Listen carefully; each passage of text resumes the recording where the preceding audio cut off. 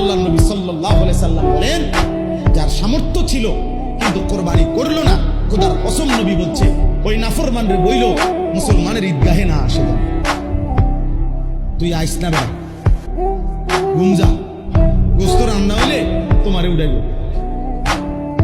তুমি মুসলমানের সমাজ করবা না, নাউজুবিল্লাহ।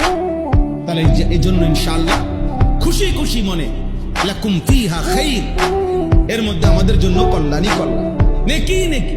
এজন্য মহিলাদের কোরবানি দিবেন, পুরুষের কোরবানি দেন, খুশি খুশি দিলে কোরবানি করেন মহব্বতের সাথে।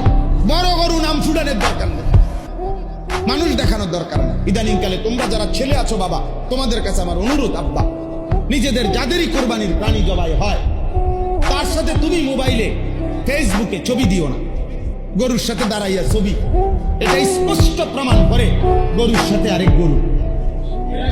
হ্যাঁ নিশ্চিত, ছাগলের সাথে আরেক ছাগল, দুই ছাগল একসাথে, গরুর সাথে গরু।